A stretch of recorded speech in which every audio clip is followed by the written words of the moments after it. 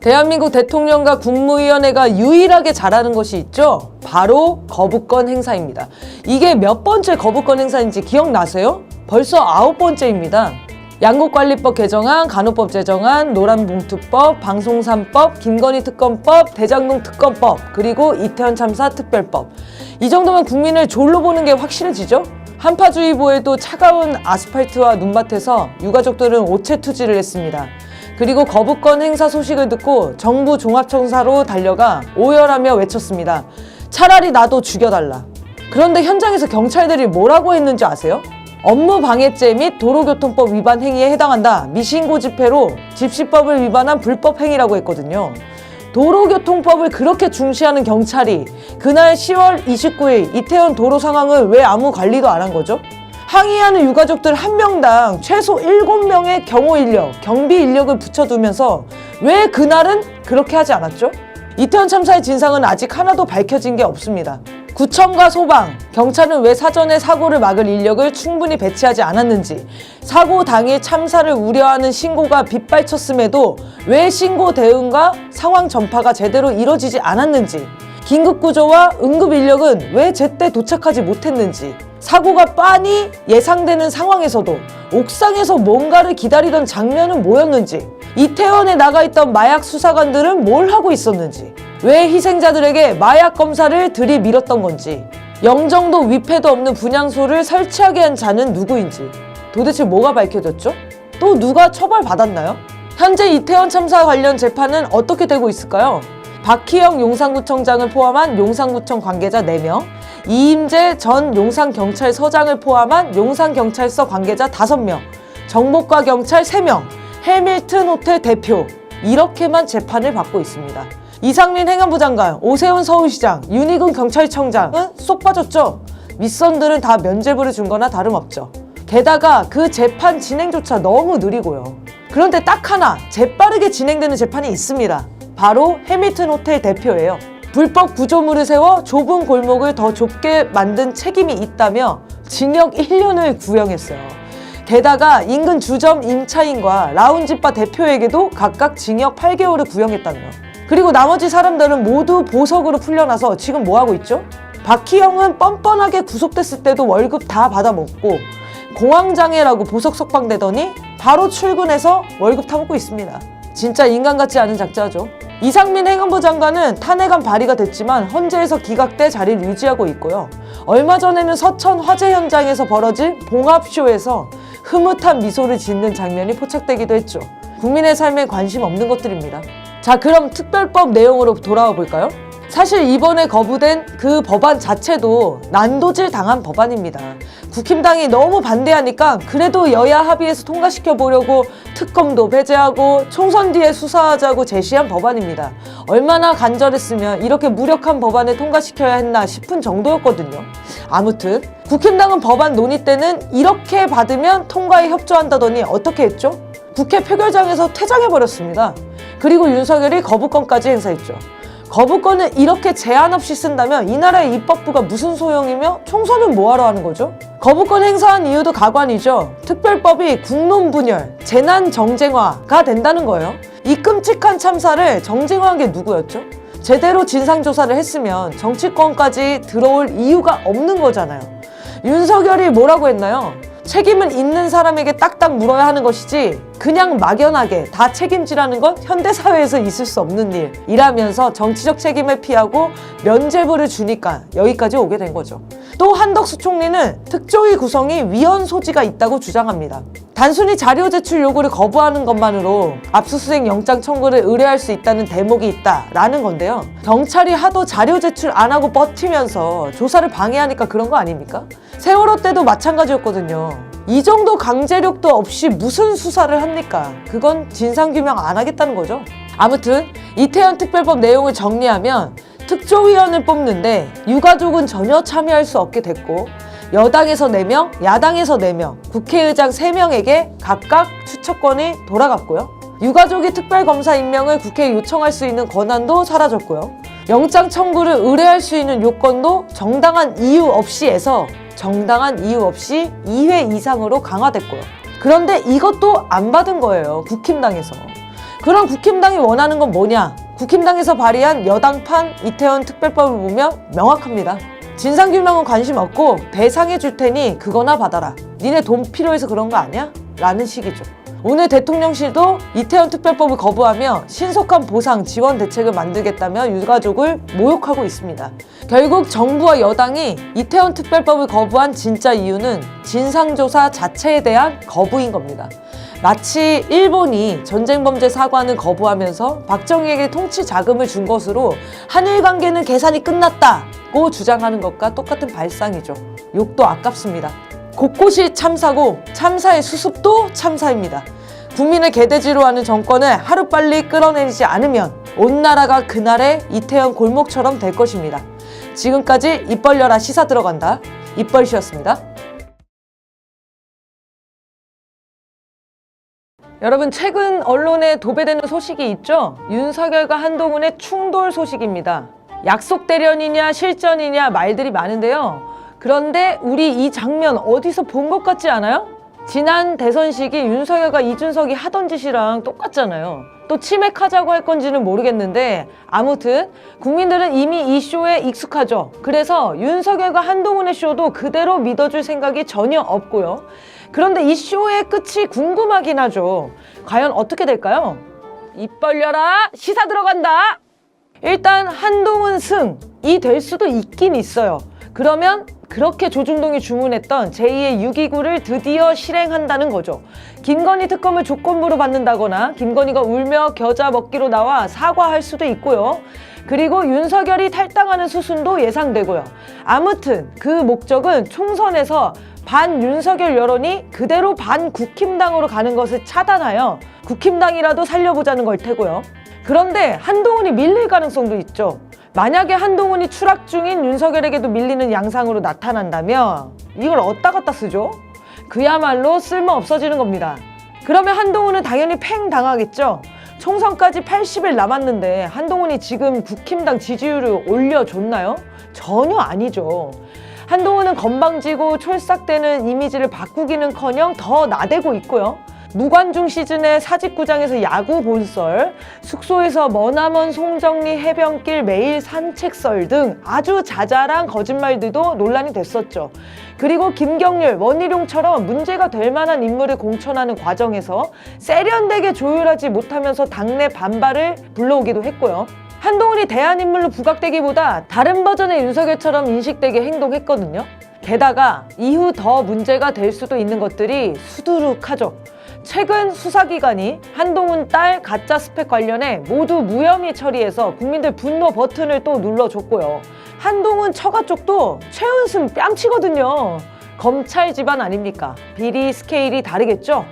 아무튼 리스크가 커지면 적폐들도 한동훈을 내세워서 계속 갈 수는 없을 겁니다. 한동훈이 30일 동안 하는 모양을 보니 예로는 어렵겠다. 총선 전에 한동훈 일가 비리건이 터지기 전에 빨리 교체해야 한다는 판단이 있을 수 있습니다. 반기문도 그렇고 홍석현도 그렇고 그 전에도 내세울까 말까 저울질하다가 짧은 시간 동안 떴다 사라진 인사가 많았거든요. 물론 당장 결론 나지 않을 수 있어요. 제2의 6.29가 먹힐지 먹힌다면 지금일지 이런저런 위험 부담은 있지만 뾰족한 대안이 없으니 한동훈을 밀고 나가도 될지 아니면 한동훈을 주저앉히고 다른 누군가를 내세워야 할지 이른바 간보기의 시간을 더 가질 수도 있습니다. 적폐들은 이러고 있는데 그럼 우린 뭘 하면 될까요? 첫째, 윤석열 탄핵 김건희 특검의 요구를 어떤 경우에도 흔들림 없이 강력히 들어야 합니다.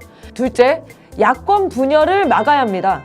이미 이낙연 등의 탈당과 신당 창당 등으로 야권 분열은 시작됐죠. 분열이라기보다는 제가 있게 간 것 같긴 하지만요. 아무튼 앞으로도 야권이 쪼개졌다, 진보는 분열로 망한다 등등 이런 분열 프레임이 실제보다 더 부풀려질 수도 있고 다양한 음모와 모략, 가짜뉴스들이 난무할 수 있어요. 그래서 애국민주 시민들이 이낙연, 이원욱, 조홍천 등 소위 수박들은 선명하게 구분해서 정체를 널리 알리고 국민들이 심판하게 해야 할 거고요. 민주당 내부와 진보 진영 안에서 일어나는 분열적 요소들을 철저히 경계해 압도적인 국민 여론으로 정리해야 합니다.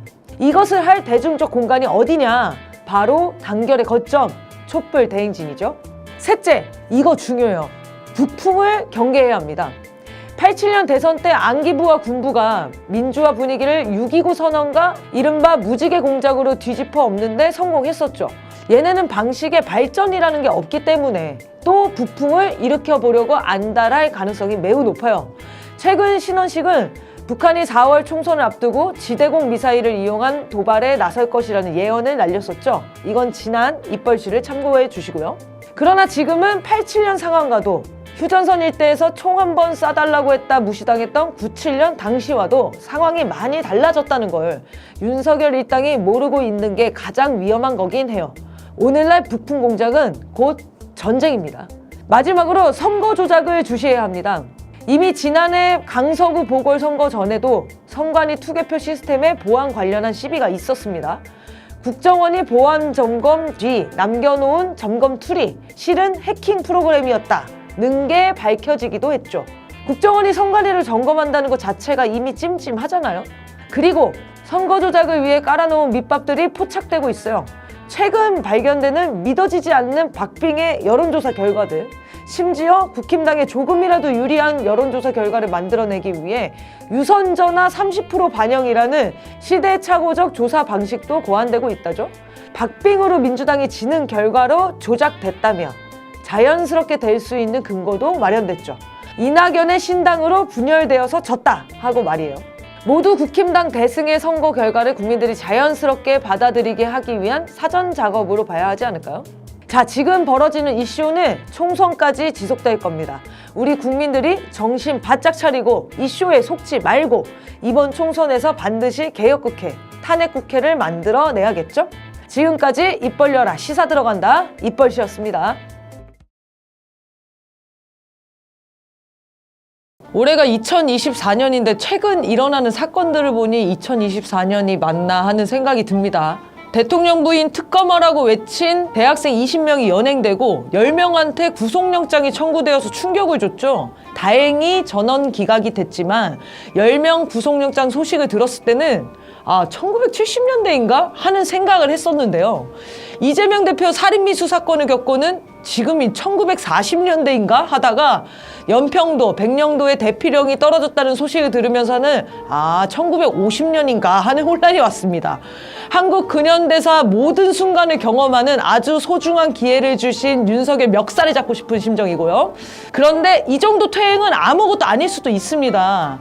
근현대사가 아니라 한반도가 석기 시대로 돌아갈 수도 있는 아주 위험한 상황이죠. 그래서 준비했습니다. 오늘의 주제는 농담 아니고 진짜 전쟁 나요? 입니다. 입 벌려라 시사 들어간다. 연초부터 한미가 접경지역의 사격훈련장, 동서남해상 등에서 포격훈련과 기동훈련을 했다는 사실 다들 알고 계셨나요? 언론에서 아주 대대적으로 보도를 하긴 했는데 이게 또 너무 일상이라 모르는 경우도 많죠. 이 훈련이 끝나고 1월 5일 오전 북한이 황해도 해안 지역에서 200여 발의 해안포를 쐈다고 하죠. 그래서 서해 5도 주민들 대피하고 난리 났잖아요. 그리고 몇 시간 후 우리 정부는 400여 발의 포탄을 황해도와 연평도 사이에 쏟아 부었습니다. 그런데 이게 끝이 아니었습니다. 그 다음 날인 1월 6일 우리 군은 북에서 포를 60발을 쏘며 도발을 이어갔다며 맹비난하죠. 또 그 다음 날 1월 7일에는 북에서 88발을 쐈다는 거예요. 3일간 그 좁은 해역에서 터진 포탄만 750발이라니. 그 접경 지역에서 뭐 하나만 삐끗했어도 저 지금 방송 촬영 못했겠죠? 그런데 이 와중에 북에서는 6일에 쏘았다고 하는 60발이 발파용 폭약을 터뜨린 거고 포탄은 안 쐈다는 발표까지 합니다. 진짜 원점 타격할 수 있는지 확인해 보려고 속인 거다 이 말인데요. 군은 당황해서 포탄도 쏘고 폭약도 터뜨렸다 이렇게 발표를 수정하죠. 이게 진짜 무서운 상황인 게 만약에 우리 군이 보이지도 않는 포탄을 우리 영해에 떨어졌다고 주장하고 윤석열 말대로 원점 타격했다면 진짜 불바다가 될 뻔한 상황이었다는 거예요. 발파용 폭약 소리만으로도 전쟁이 일어날 수 있다는 겁니다. 진짜 무섭지 않아요? 그런데 서해 5도민을 방공호 대피소에 몰아놓고 운행하는 선박도 발을 묶어놓고 온통 뉴스는 전쟁 분위기 속보로 도배해 놓은 와중에 윤석열 뭐하고 있었을까요? 이게 진짜 빡치는 거거든요. 김건희 특검법과 50억 클럽 특검법에 대해 거부권 행사나 하고 있었다는 거 아닙니까? 포탄 400발을 뿌리며 요란을 떨어놓고 정작 자신은 김건희 방탄을 한 거죠. 방탄을 연평도에 가서 해야지 김건희 방탄하고 앉았다는 거잖아요. 사실 대통령이 아니라 어디 구의원이나 구청장도 부인이 주가 조작을 하거나 뇌물을 수수하다 걸리면 바로 날아가는 거 아닌가요? 어떻게 이렇게 뻔뻔할 수 있죠? 특검이고 나발이고 국회 의결이고 국민 여론이고 다 무시하고 여사님 비위나 맞추면서 어떻게 하면 이 권력을 잡고 있을지가 2024년 윤석열의 목표라는 게 확인됐죠. 게다가 뜻대로 안 될 것 같으면 전쟁도 불사하겠다는 거 아닙니까? 문재인 모가지 따겠다고 선동하던 상또라이 호정광 붕짜자 붕짜 신원식을 미리미리 국방부 장관에 앉힌 것은 얼마나 절묘했나 싶겠죠. 신원식이 지난 연말 전방부대를 돌며 즉강 끝! 즉시 강력히 끝까지 응징파멸을 부르짖고 다녔거든요. 대통령과 국방부 장관만 봐도 이런 사람들이 전쟁을 안 내면 그게 이상한 겁니다. 전쟁 나면 미국 형님들이 든든하게 도와줄 거라고 굳게 믿고 있을 거고요. 일본의 자위대도 이날만을 기다리고 있을 거고요. 독도도 분쟁 지역으로 통 크게 인정했으니 독도에서 북한군과 자위대가 한판 붙어줘도 이상할 게 없고 얼마나 좋겠어요. 윤석열이 전쟁을 얼마나 하고 싶을지 이해되시죠? 그러니까 당연히 어려운 우크라이나 상황이나 홍해 항로조차 되찾을 길이 막막한 미국의 상황이나 자연재해와 정권위기에 처한 일본의 상황 같은 건 눈에도 안 들어오겠죠. 지난 1월 8일 합참은 지상과 동서해 해상에 적대행위 중지 구역이 존재하지 않는다고 공식 선언하고 이 지역에서 사격 등 훈련을 실시할 것이라고 발표합니다. 사실 이 말은 지난해 9.19 군사합의를 없던 일로 만들면서 얘기했던 거거든요. 같은 얘기를 계속 반복 중인 거예요. 안전핀 이미 뽑아놓고 계속 안전핀 뽑는다 며 협박을 반복하는 것은 도발 유인하는 거나 다름없는 거죠. 그런 와중에 전쟁광 신원식이 BBC 코리아와 인터뷰를 했는데요. 얘는 진짜 BBC 참 좋아해. 북한이 오는 4월 우리의 총선에 개입하기 위해 대한민국을 겨냥해 지대공 미사일 발사 등의 직접적인 군사행동에 나설 수 있다라고 지대공 미사일이라는 매우 구체적인 전쟁 예언을 합니다. 지대공 미사일이라는 게 땅에서 공중으로 쏘는 미사일이잖아요. 공중에 쏠 일이 뭐가 있을까요? 전투기? 드론? 가장 확실한 게 있죠. 박상학을 비롯한 탈북자들이 날릴 삐라. 이 말은 즉 삐라 날리면 미사일 쏴달라는 거 아닌가요? 그러면 전쟁이죠. 그래서 오늘 이 이야기를 하고 싶었던 겁니다. 농담 아니고 진짜 전쟁 나요. 정말 윤석열 퇴진이 평하고 윤석열 탄핵이 안 보입니다. 지금까지 입 벌려라 시사 들어간다 입벌씨였습니다. 2024년 새해가 밝았습니다. 그런데 정초부터 불길한 기운이 가득합니다. 새해 첫날 뉴스로 곳곳에 사건, 사고가 보도되고 일본의 대지진으로 인한 해일이 우리나라 동해까지 오기도 했죠. 그리고 가장 충격적인 사건이 일어났습니다. 1월 2일 제1야당 대표이자 현재 가장 유력한 차기 대선주자인 이재명 대표가 피습되는 사건이 벌어졌습니다. 더 정확한 사실들이 차차 밝혀지겠지만요. 이 끔찍한 살인미수 사건, 정치 테러의 배후는 매우 명백하죠. 그동안 줄기차게 가짜뉴스와 공권력을 동원해 이재명을 죽여라 죽여도 된다고 저주하고 탄압하고 악마화한 무리들 아닌가요? 자신들의 전형적인 땅 투기 수법을 이재명에게 들씌우거나 극히 사적인 부분까지 왜곡 편집해 뿌려대면서 국민의 눈을 가리고 혐오하게 만든 결과입니다. 이런 정치 테러가 오늘의 일만은 아니죠. 왜 이런 일들이 벌어지는 걸까요? 그래서 준비했습니다. 오늘의 주제는 정치 테러의 진짜 배후입니다. 입 벌려라 시사 들어간다. 정치 테러가 가장 난무했던 때는 역시 1940년대 해방기입니다. 당시 민중들의 강력한 지지를 받던 두 명의 지도자가 정치 테러로 목숨을 잃었죠. 바로 백범 김구 선생님과 몽양 여운형 선생님이었습니다. 당시 이 두 분의 정치 노선은 완전한 자주독립, 분단저지, 단선 반대였습니다. 이 두 분을 살해한 배우는 이것을 좌절시키려고 했겠죠. 그 배우는 바로 미군정과 잔류 친일파 그리고 미국의 전폭적인 지지를 받았던 이승만 세력이었습니다. 그 뒤에도 장주나 최종길 등 박정희 군부 독재에 비판적이었던 사람들의 의문사도 있었어요. 장주나 선생님은 등산길에 실족사한 걸로, 최종길 교수는 중앙정보부에서 스스로 뛰어내려 자살한 걸로 결론이 났었는데요. 하지만 세상 사람 모두가 알고 있죠. 이분들이 죽인 것은 중앙정보부였다는 것을요. 중앙정보부가 동원된 테러는 그 뒤에도 계속됩니다. 김영욱 전 중앙정보부장의 실종에 한국의 정보부가 관여됐고 그 시신이 프랑스의 사료공장에서 처리되었다는 유명한 이야기 들어보셨죠? 이것도 충격적이지만 역시 가장 대표적인 정치 테러 사건은 김대중 납치 사건이죠. 한국의 정보 요원들이 납치한 김대중을 꽁꽁 묶어 바다 한가운데 수장시키려고까지 했다는 거 아닙니까? 아이러니한 게요. 김대중을 죽이려 했던 박정희 또한 저격으로 인해 죽게 되죠. 배후로 지목된 건 미국과 중앙정보부였고요. 영화가 현실을 못 따라간다는 말이 이래서 나오는 것 같아요. 참, 박정희 시기 세상을 떠들썩하게 했던 또 하나의 테러가 있었는데 1974년 8.15 경축 행사장에서 있었던 당시 영부인 유경수 피살 사건입니다. 당시 박정희는 유신 선포로 친위 쿠데타까지 저지르며 독재를 이어갔으나 유신에 반대하는 국민들의 목소리는 높아만 갔죠. 이 와중에 8.15 행사장에서 영부인이 피살된 거예요. 정권 위기를 겪던 박정희는 갑자기 부인을 잃은 상주가 되어 비극의 주인공 행세를 하며 정치적 위기를 잠시 넘기게 되죠. 당시 현장에 있던 제2동포 문세광이 테러범으로 검거되고 바로 사형당해요. 그런데 당시 유경수가 맞은 총탄이 문세광이 쏜 것이 아니라는 주장이 제기됩니다. 그리고 이 논란은 현재 진행형이고요. 그래서 정치적 위기를 모면하기 위한 박정희의 자작극 아니냐라는 주장도 제기된 거죠. 자, 그러면 정치 테러를 중앙정보부 등 국가기관이 직접 나서서 암살하는 방식만 있었냐? 아니죠. 사실 제일 흔하게 써먹던 짓이 조폭, 건달 등을 이용한 정치 깡패들의 난동이었습니다. 여러분, 용파리 사건이라고 기억하세요? 1987년 통일민주당 창당에 맞춰 20개 지구당에 일제히 폭력배들이 들어가 난동을 벌였던 사건이거든요. 하지만 이 배우도 역시 안기부장이었던 장세동으로 드러났었고요. 2000년대 이후 사건으로는 선거 유세 기간 중 박근혜가 얼굴에 면도칼로 찰과상을 입은 사건이 있었죠.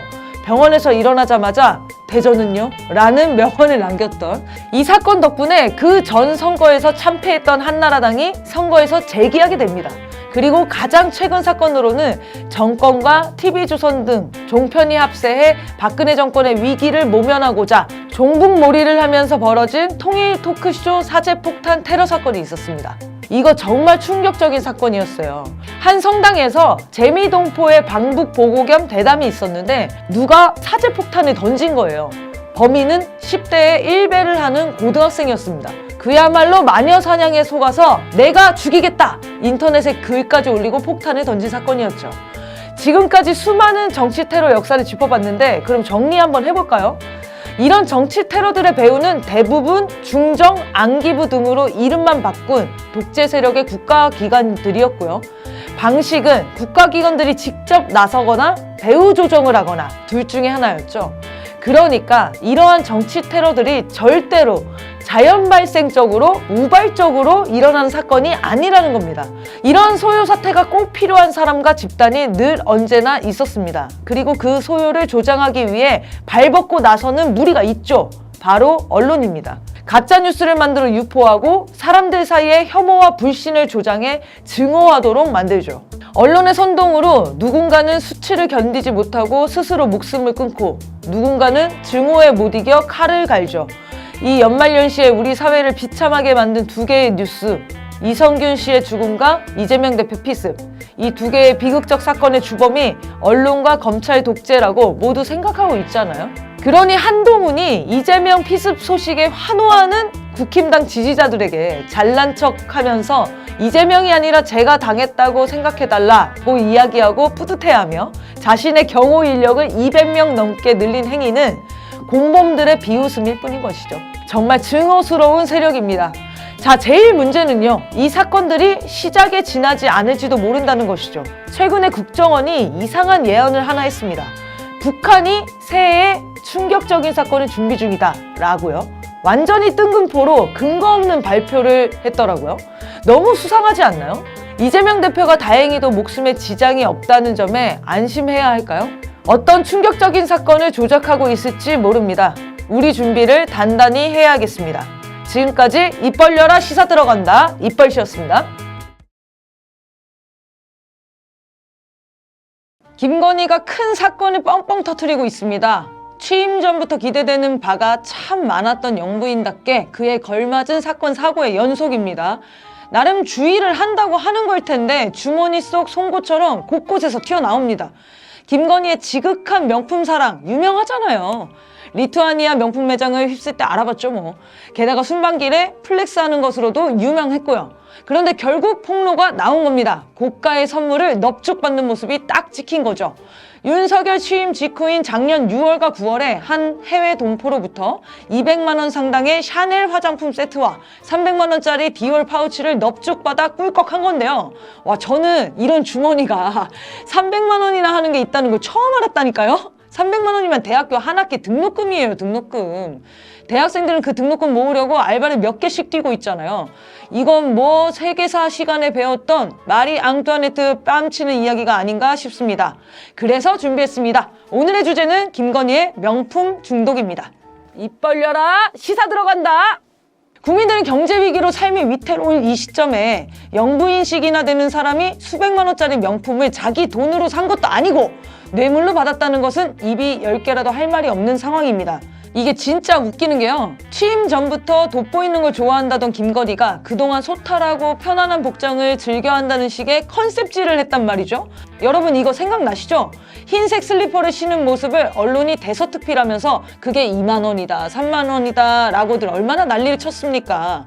거기다 후드에 청치마, 검소하다, 소탈하다며 조중동이 아주 찬양을 했잖아요. 영상을 폭로한 최재형 목사도 이런 언론에 속았던 모양이에요. 우리 영부인이 메이커 안 따지고 소박한 옷을 즐겨 입으시는구나 하면서 명품이 아니라 서민들이 즐겨 입는 스카프와 옷들을 선물하려고 했다는 거 아니에요? 그래서 그 선물들을 사진으로 찍어서 보내니 익십을 당하죠. 그런데 명품 사진을 카톡으로 보내면 바로 연락이 오고 아련 약속이 잡혔다는 거잖아요. 이렇게 솔직할 수가 있나요? 나 민망해서라도 못하겠어요. 예전에 한명수 총리가 의식하지 못하는 사이 의자가 뇌물을 받았다며 끝내 구속까지 되고 난리가 났던 사건이 있었거든요. 기억나시죠? 그런데 이건 뭐 의자가 아니라 김건희가 직접 품목 보고 골라서 받은 거거든요. 이게 너무 빼박인 거지. 그런데 김건희가 또 웃기는 건 명품 가죽백에 환장을 하면서 기자들이 있을 때는 꼭 에코백을 들고 다니거든요. 에코백에 막 굿바이 플라스틱 이런 글귀를 넣고 말이죠. 그런데 이것도 허술한 게 에코백 안에 명품 가죽 파우치가 막 사진이 찍혔잖아요. 난 이게 너무 웃기는 거야. 거기다 동물 애호가인 척은 그렇게 합니다. 국힘당은 개식용 방지법안에 굳이 김건희법이라는 별칭을 붙여서 부르고 있고요. 언론들도 김건희법이라 자꾸 써주고 있죠. 동물 보호단체를 만나고 유기견 안고 사진 찍는 걸 유난히 즐기고요. 얼마 전에는 영국의 유명한 환경운동가 제인 구다를 만나서 마치 자기가 엄청난 환경운동가인 척, 동물권 수호자인 척 흉내를 있는 대로 내기도 했거든요. 둘이 용산 어린이 정원을 걸으면서 사진을 엄청나게 찍어댔어요. 개인적으로 제인 구달의 인생에 엄청나게 큰 오점이 되지 않을까 하는 생각도 들더라고요. 왜냐하면 용산 어린이 정원 자체가 다이옥신 등 오염 정화를 하나도 하지 않은 땅에 흙만 덮은 곳이잖아요. 환경운동가들에게는 가장 문제가 있는 공간 아닌가요? 김건희가 개식용 금지를 이야기하면서도 뒤로는 송아지 가죽으로 만든 명품백을 좋아하는 사람이라는 것을 알았다면 제인 구달이 같이 찍은 사진을 불태울지도 모르겠어요. 세계적인 환경운동가이자 동물학자인 제인 구달마저 자신의 화보에 액세서리로 이용한 셈이죠. 다시 뇌물수수 영상으로 돌아가 볼까요? 여기에 정말 중요한 범죄 사실들이 담겨 있습니다. 일단 명품을 뇌물로 즐겨 받는다는 사실, 인사에 개입하고 있는 정황이 담겼다는 사실, 그리고 스스로 대통령의 빙의가 돼서 자신이 대통령, 아니 대통령의 상황 노릇에 빠져 있다는 사실, 삼엄한 대통령 경호실 역시 명품 가방 앞에서는 무기력했다는 사실까지 만천하에 드러났죠. 그리고 또 하나, 얼마 전에 국정원장과 국정원 1, 2차장이 모두 잘렸거든요. 이게 김건희 뇌물수수 영상과 관련이 있다는 것 같다는 얘기들이 나오고 있죠. 후임도 정해지지 않은 상태로 갑자기 국정원 요직들이 교체됐거든요. 뇌물수수 영상을 보도한 장인수 기자가 대통령실에 사실 확인을 한 게 11월 22일. 그때가 윤석열, 김건희가 영국에 나가 있을 때거든요. 그런데 그 다음날 웬일인지 김건희가 공식 일정이 안 보여요. 윤석열이 영국 총리 공간을 지나쳐서 영국 기자들 웃음거리 됐던 장면 기억나시죠? 그날이거든요. 그 이후 국정원이 물갈이 됩니다. 실제 당시 경호라인 관리를 국정원에서 총괄하고 있었던지 아니면 대통령 일가와 접촉하는 사람에 대한 철저한 정보 관리가 안 됐다는 판단인지 아무튼 둘 중 하나인 것 같긴 하죠. 김건희의 명품 중독은 심각한 수준인 것 같습니다. 자기 자신에 대한 자신감이 없는 사람일수록 명품으로 자신을 포장하게 되죠. 김건희가 아무래도 자기 혐오가 극심한 것 같네요. 위선과 욕망의 정치가 닿을 곳은 파멸 뿐입니다.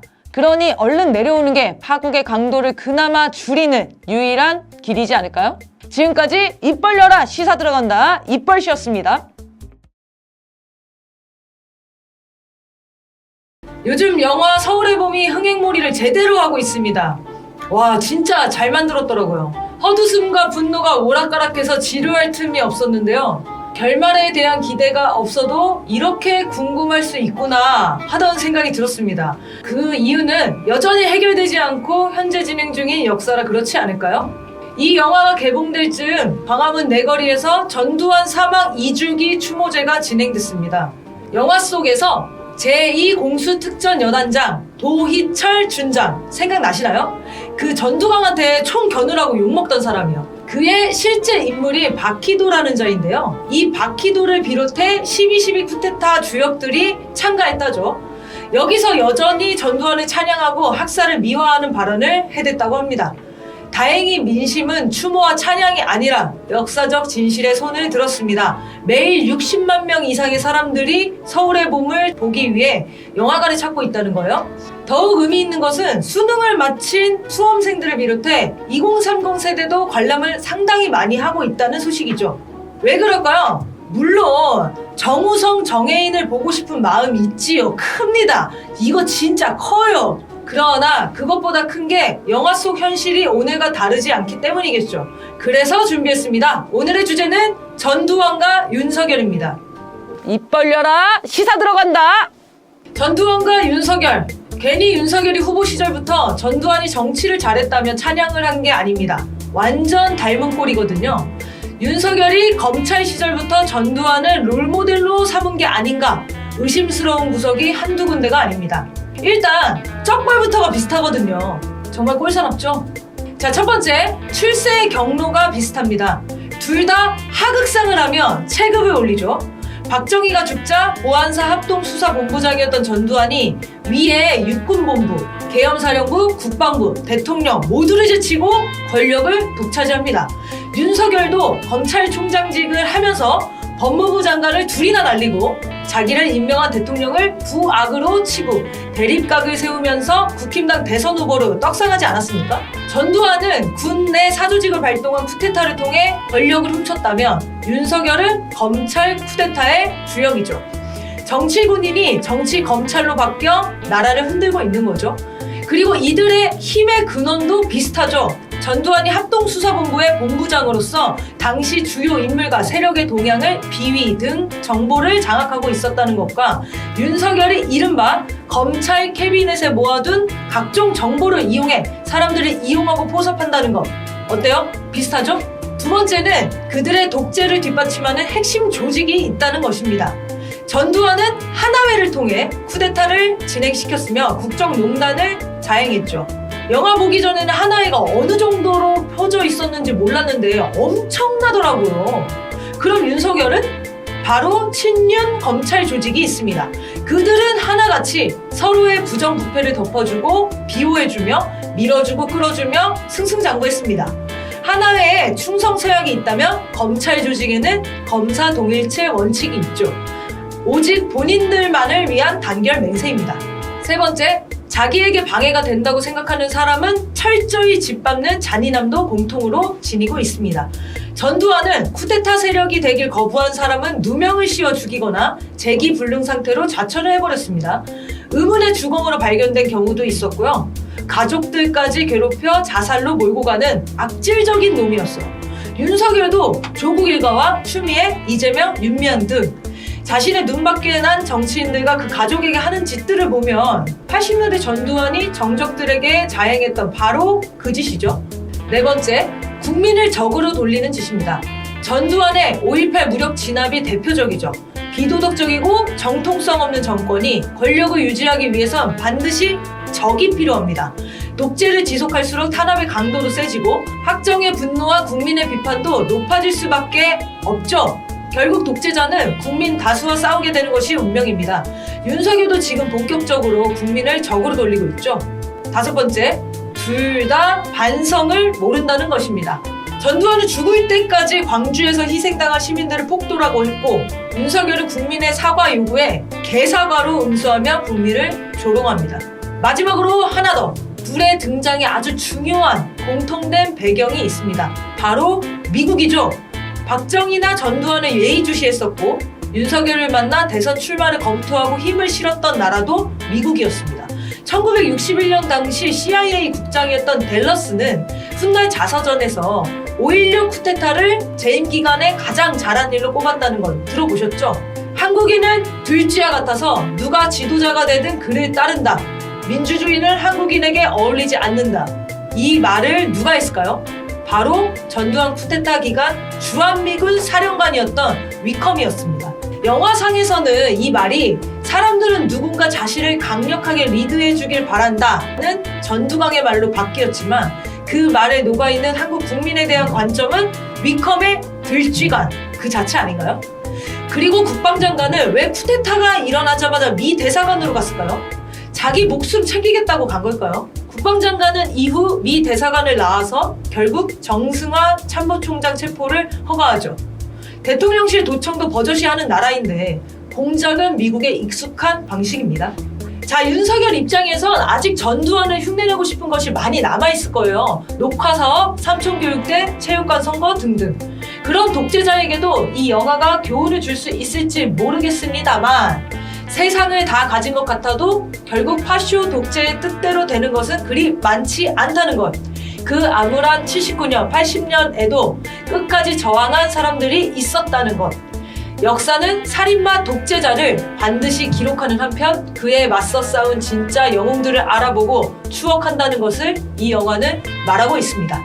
영화관에서 빨리 내리라고 유인촌 씨가 지금 발을 동동 구르고 있을 것 같은데 아직 안 보신 분들은 어서 서둘러 주시기를 바랍니다. 이 영화 정말 5천만이 봐야 할 영화입니다.